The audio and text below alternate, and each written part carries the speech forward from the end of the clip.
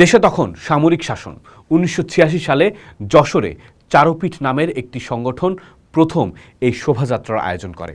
তারপর ১৯৮৯ সালে ঢাকায় চারুকলা শিক্ষার্থীদের হাত ধরে শুরু। সেই প্রথম আনন্দ শোভাযাত্রা ছিল এরশাদের সামরিক একনায়কতন্ত্রের বিরুদ্ধে সূক্ষ্ম কিন্তু শক্তিশালী সাংস্কৃতিক প্রতিরোধ। বিশাল পেঁচা দুর্নীতির প্রতীক, বাঘ সাহসের প্রতীক, পায়রা শান্তির প্রতীক। কোনো স্লোগান নেই, কোনো মিছিল নেই, শুধু রং আর রূপক। কিন্তু রাষ্ট্র বুঝল। এটা ছিল বাঙালিত্ব বনাম মুসলমানিত্বের পুরনো বিতর্কে একটা স্পষ্ট অবস্থান। একটি উৎসবকে যখন কেউ নিষিদ্ধ করতে চায় কিংবা আমলে আমলে বদলে দিতে চায়, তখন বুঝতে হয় সেটা শুধু উৎসব না, সেটা একটা পরিচয়, একটা সাংস্কৃতিক রাজনীতি। সেই সংস্কৃতির বিরুদ্ধে আরেকটা রাজনীতি সক্রিয় আছে এবং একটা বয়ান যুদ্ধ চলছে। বাংলাদেশে নববর্ষ নিয়ে যেন আমরা বারবার এই পরিস্থিতি মোকাবেলা করছি। বাংলা নববর্ষের ইতিহাস কি বলে? ১৫৫৬ সাল সম্রাট আকবর সিংহাসনে বসেছেন। সারা ভারতবর্ষে তখন হিজরি ক্যালেন্ডার চলে। চাঁদের হিসেবে বছর গোনা হয়।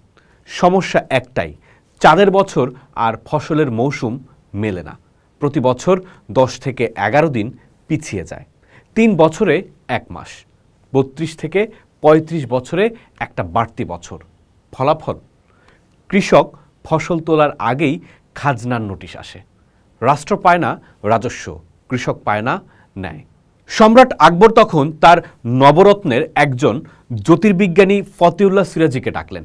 বললেন, একটা নতুন ক্যালেন্ডার বানাও, যেটা সূর্যকেন্দ্রিক, যেটা মাটির সাথে মেলে।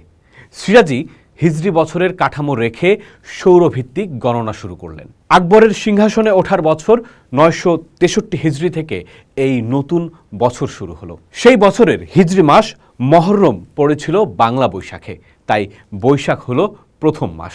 এই ক্যালেন্ডারের নাম রাখা হলো ফসলি সন। কারণটা খুব পরিষ্কার, এটা কৃষকের হিসাবের ক্যালেন্ডার, মন্দিরের না, মসজিদেরও না। প্রথম দিনটিতে পহেলা বৈশাখে পূর্ণা শুরু হতো, খাজনা আদায়ের মৌসুম শুরু, যা ছিল একটি প্রশাসনিক সংস্কার, পরে হয়ে উঠেছে সাংস্কৃতিক উৎসব।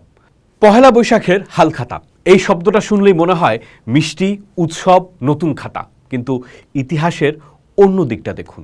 এই দিনে কৃষককে জমিদারের বাড়িতে যেতে হতো, পুরনো ঋণ শোধ করতে হতো, মহাজনের পাওনা মেটাতে হতো।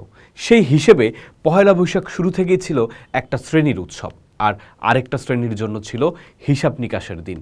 তবুও মেলা ছিল, গান ছিল, মিষ্টি ছিল, মানুষ কষ্টের মধ্যেও আনন্দ খুঁজে নিয়েছে।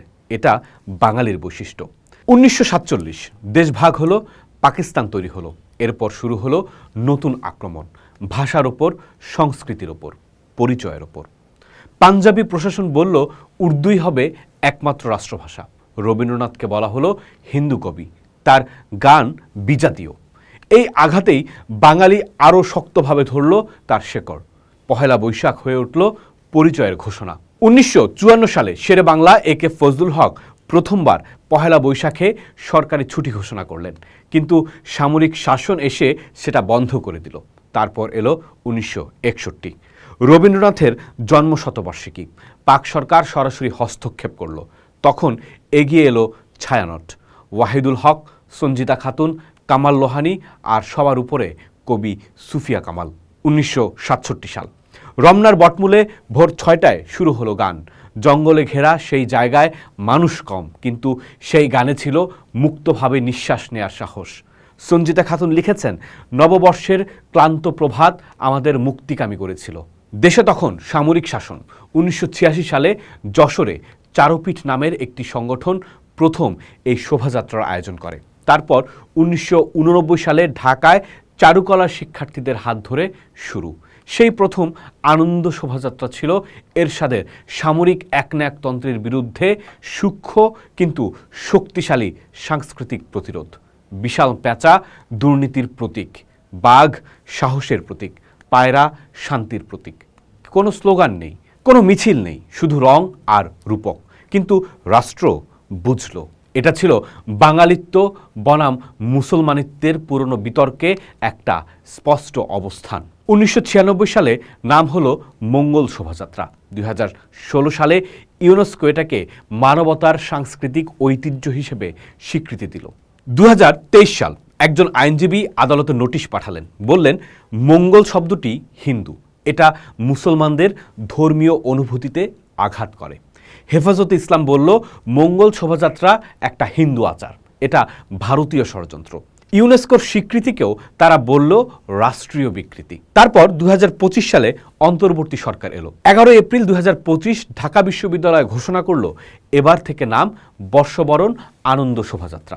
সমালোচকরা বললেন নামটা বদলানো মানে শুধু একটা শব্দ বদলানো না, এটা সর্বজনীন স্মৃতি মুছে দেওয়ার প্রথম পদক্ষেপ। এবার আসুন একটু থামি। মঙ্গল শব্দটা হিন্দু, তাহলে কি মঙ্গলবার বাদ দেবেন?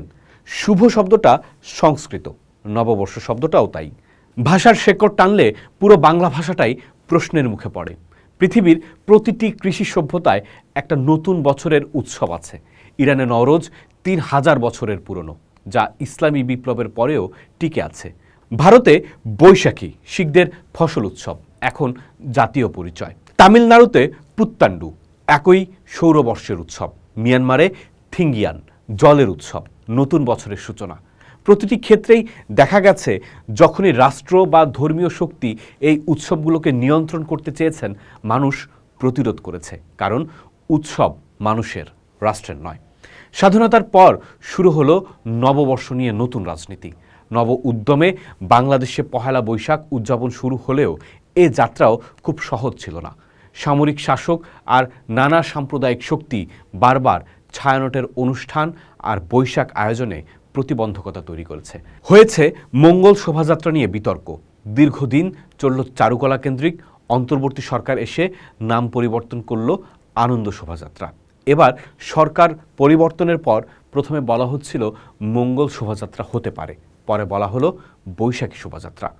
ইতিহাসের নানা পর্যায়ে দেখলে বোঝা যায় যে সংস্কৃতি চালু হলো কৃষিকে ঘিরে, সেই সংস্কৃতি এখন ধর্মের রাজনীতি বা উগ্রপন্থায় আক্রান্ত। পোস্ট দেখুন, ভাবুন, করুন, থাকুন পোস্টের সাথেই।